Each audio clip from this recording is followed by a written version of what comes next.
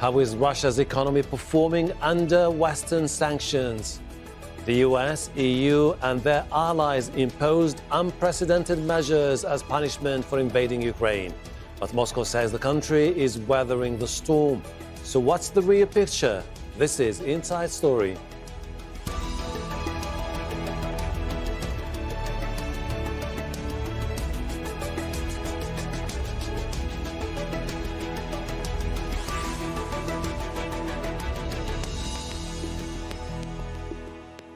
Hello and welcome to the program. I'm Hashim Ahalbarra. Western nations imposed some of their strongest ever sanctions on Russia as punishment for invading Ukraine. They include freezing the central bank's foreign reserves, banning oil and gas imports, and suspending Russia's banks from global financial systems. The measures were meant to cripple its economy. But the Russian ruble is trading at a two-year high against the US dollar. Researchers in Finland found revenues from energy sales to the EU have nearly doubled since February, when the war began. And the American investment bank JP Morgan says Russia's economy is performing better than expected. Still, the International Monetary Fund expects the economy to shrink by 8.5% this year. Russia's ability to limit the initial shock of sanctions has frustrated Western leaders. So how has it weathered the storm? Russia doubled interest rates to 20% when sanctions hit to help increase demand for the ruble. Capital controls were imposed. Businesses had to convert 80% of foreign currency revenues to rubles. Remittances abroad were strictly limited. Most significantly, Russia has had a steady flow of foreign currency from its vast oil and gas exports. A jump in global prices offsets some of its losses in export and production. All that has seen the ruble not only recover, but achieve a higher value than before the sanctions. Russia's president says Europe is committing economic suicide with its sanctions. The rejection of Russian energy resources means that systematically, in a long-term perspective, Europe will become the region with the highest cost of energy resources in the world.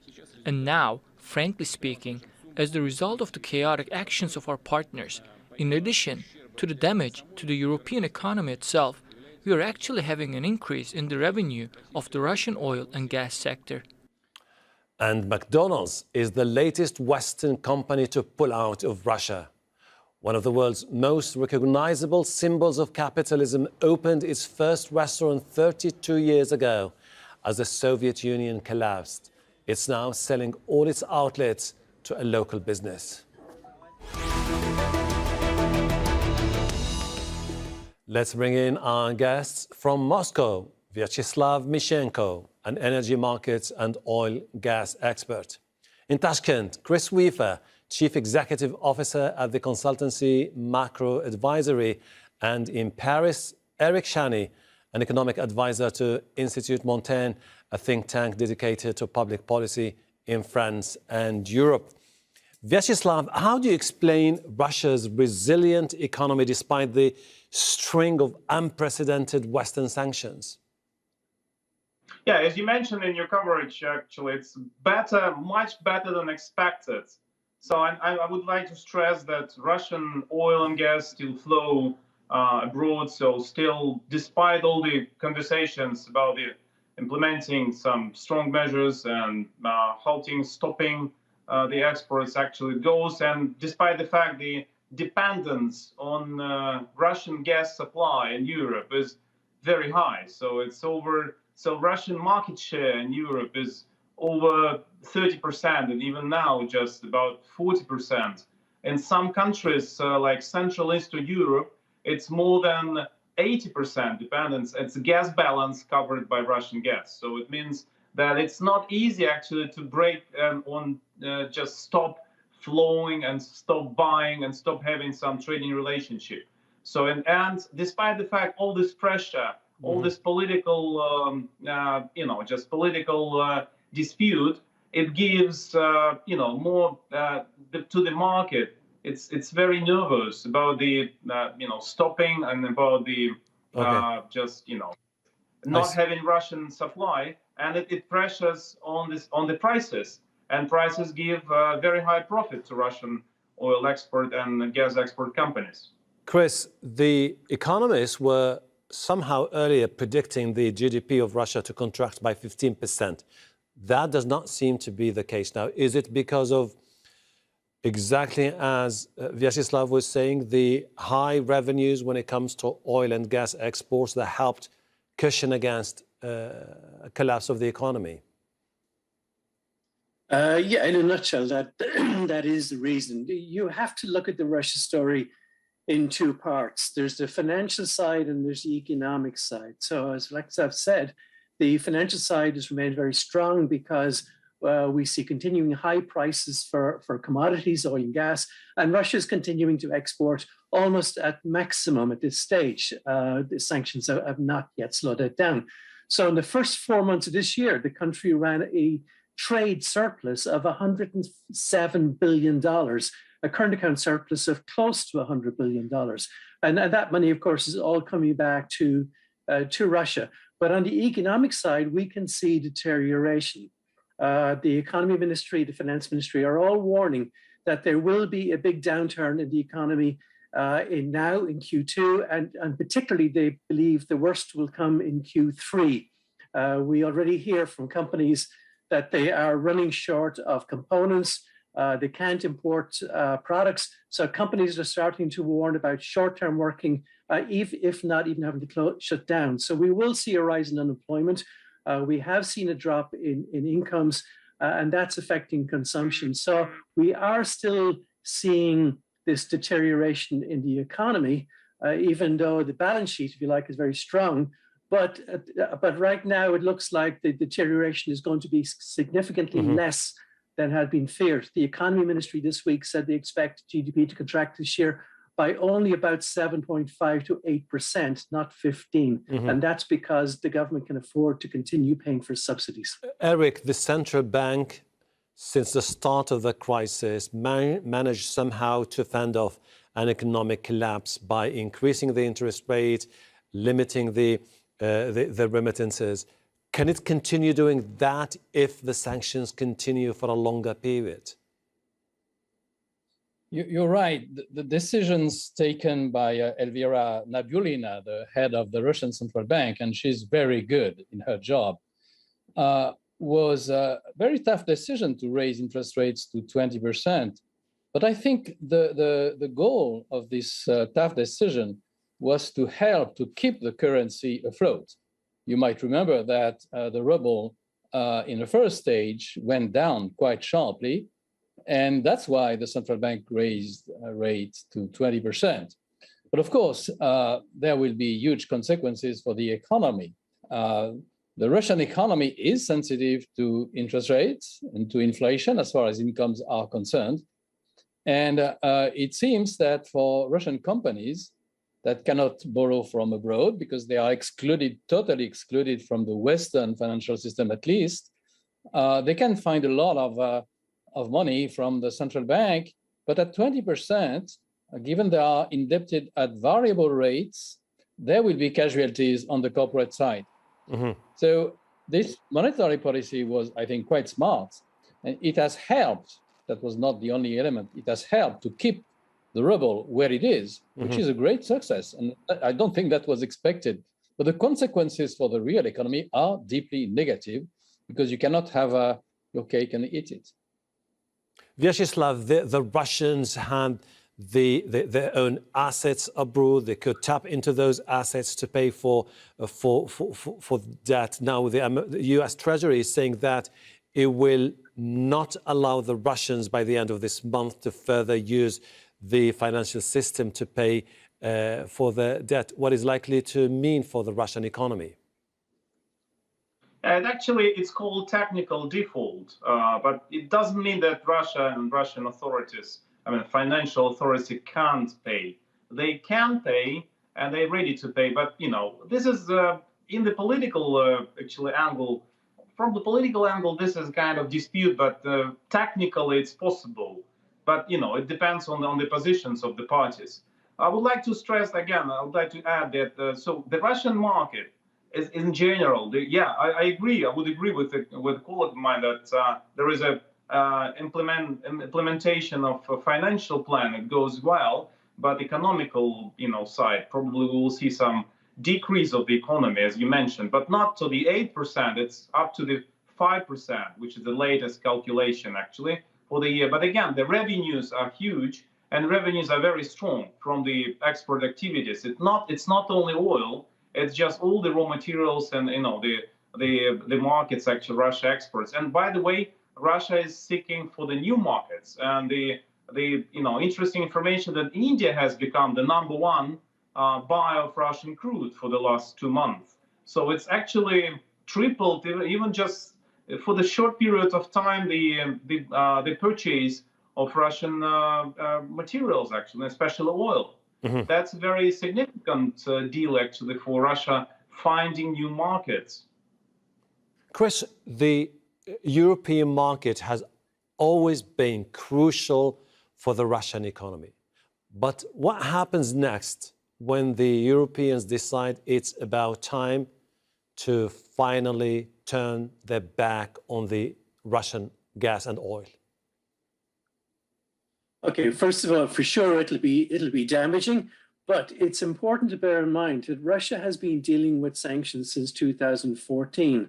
And back in 2014, Europe was concerned about dependency on Russian energy imports, but Moscow also started to get concerned about the fact that it was also very dependent on Europe as the buyer of its energy. And actually, over the last 8 years, Russia has made a lot of progress, much more than Europe, in diversifying its customer base. So, for example, right now, China is the biggest trade partner of Russia, whereas pre-2014, it was Germany. So therefore, the system to some extent has been diversified. Russia is no longer as vulnerable to Europe as it used to be. And as a previous speaker said, Russia has now been very proactive, even in the last few months, in looking for new markets.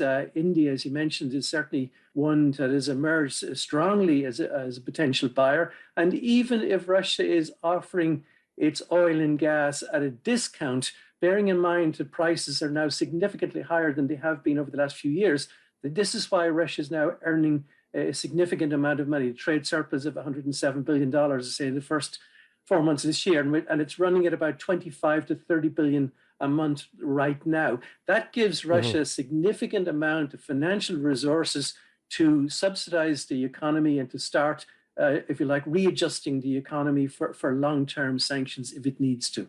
Eric, is Europe ready for a day when they will phase out Russian energy and supplies, or is it just an issue of political leverage they are using now, and they seem to be not really genuine about severing economic ties with Russia? Well, I do think that it's more a question of when than a question of if. I think the political shock in Western Europe, but especially in Germany, because the whole energy policy of Germany is based on Russian gas, if you want. It's not only for the production of electricity, it's also for the German industry, which says it's thanks to the Russian gas that we are competitive. That was true. And now everybody has understood that Russia is not a reliable supplier of hydrocarbons, of fossil fuels. The Soviet Union was reliable. Russia is not. When Mr. Putin decides to cut supply, he cuts supply. So I think it's going to happen, but slowly, because Germany made enormous mistakes in its own energy policy by putting all its eggs in the Russian pipelines, if you want. But the political decision is taken, and there is no way, I think, Europe will shy away from cutting all imports of energy from Russia. Ideally, that should be done immediately, and that is possible. But there is a very strong political resistance from the German industry and from the German socialists to do that. So that will take time. Okay. But I think in 1 year time, Europe will have cut its supplies from Russia. will have started to diversify its supplies from other gas suppliers. As far as oil is concerned, it's not a problem because oil is a global market. Gas is much more complicated. And a lot of countries in Europe have decided to relaunch their nuclear plants, with the exception of Germany, of course. So for all these reasons, I think that Europe will be able to get rid of Russian supplies. I see your point. It's going to take more time. Vyacheslav, when you Yes. look at the economy now and you see the indicators, prices are soaring, inflation is likely to hit 20%, unemployment is on the rise. Could this be the real indication that there is something wrong with the economy now in Russia? You know, the things have been moving so fast. We can't rely on this, just the current numbers, actually. Let me just argue one thing I would like to say about a reliable supplier. Actually, we shouldn't lose the chain, the logic chain, actually. So nobody cut supplies, actually. So the Russian state resource, financial resources were frozen and seized, actually. And then it has become very hard actually to supply the commodities actually to European markets in the currency, in euro and in dollars, actually. That the scheme was actually offered to the European buyers actually to put the euros on the special accounts and to convert them into rubles. That's the core issue, actually. Nobody stopped and nobody cut the supply, actually. So it still goes there. So, I mean, back to the numbers, I think we will see some recovering. Even now with it just, just the prices, just in regular, the Russian stores and food stores and everything are going better. So they're going back from the shock they used to have in the end of February and then beginning of March. So it was a kind of emotional reaction to the events and, to the political situation. But now it's back to normal, and the ruble is strong, just not because the regulation, but because of the huge, disproportional of trade balance, because Russia exports much more than imports now because of the restrictions. And that pushes ruble to the level we see since 2018, probably. All right.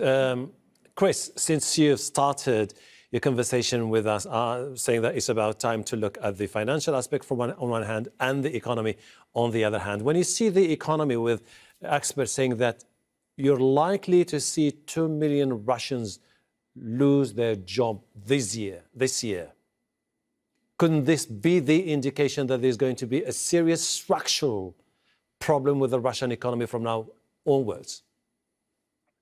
Oh, I think there's no doubt the economy is facing structural change. It's clearly there are so many scenarios you could talk about, whether you want to be optimistic or pessimistic, a lot of which will depend on what happens to commodity prices and therefore the government's cash flow, what happens with sanctions, what happens basically on so many aspects which will have an input. But the fact that there will be a structural change in the economy is without doubt. Russia is going to have to become a lot more diversified in its trade and its sourcing of materials. It's going to have to find ways to create new areas of employment in the future. And that transition is going to be painful. How painful will depend on how much money the government has in the budget to provide subsidies and to pay for this. And that then critically, of course, is linked to how much commodities it exports and what the price of those commodities will be. So it's too early to say yet as to whether or not there's going to be 2 million people unemployed or 1 million.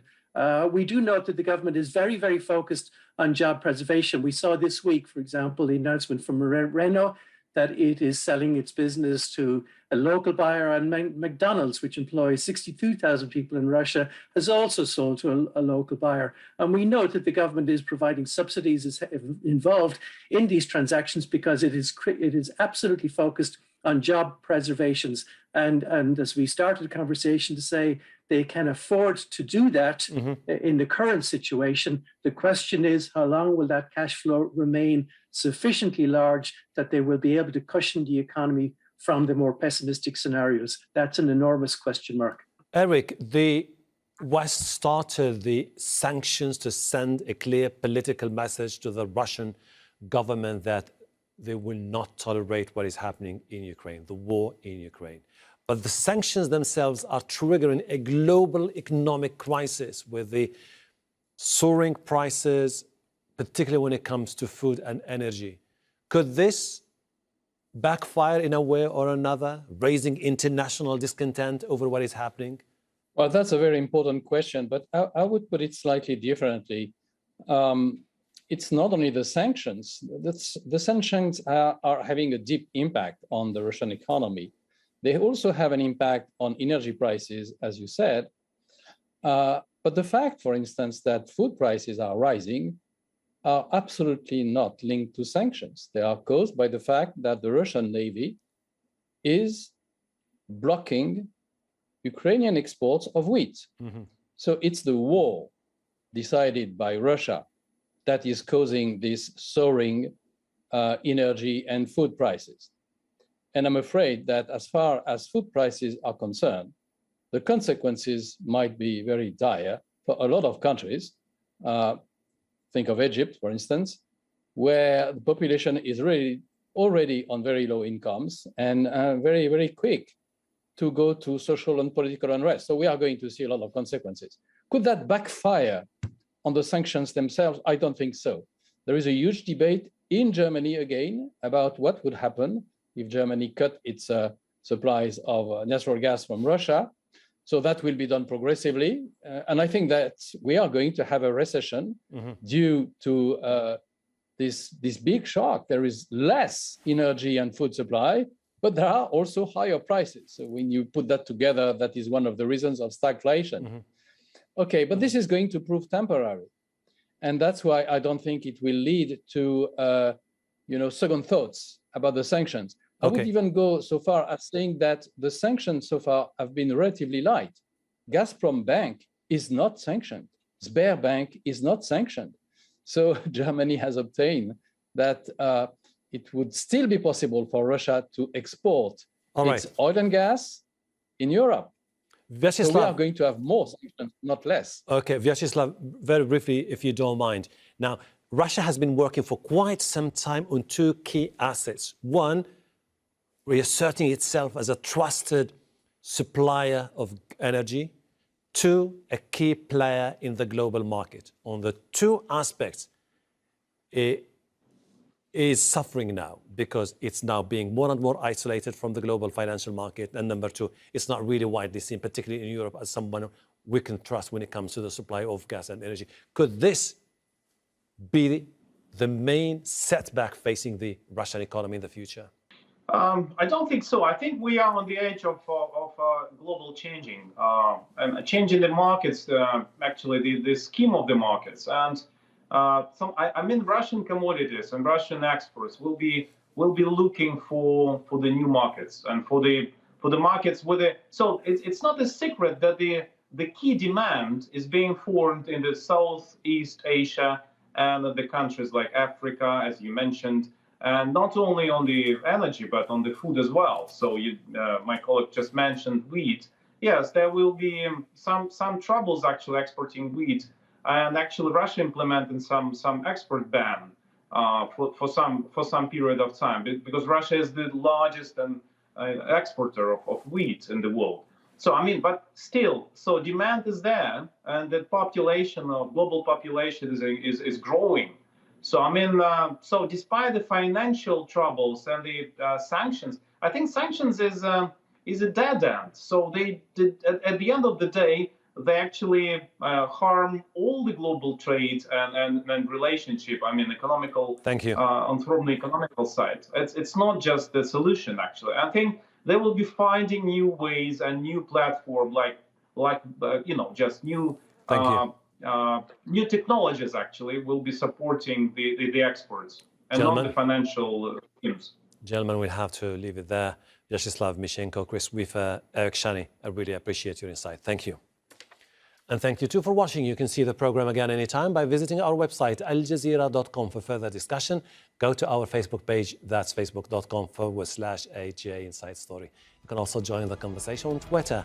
Our handle is @AJ Inside Story. From me, Hashim Ahalbara, and the entire team here in Doha. Bye for now.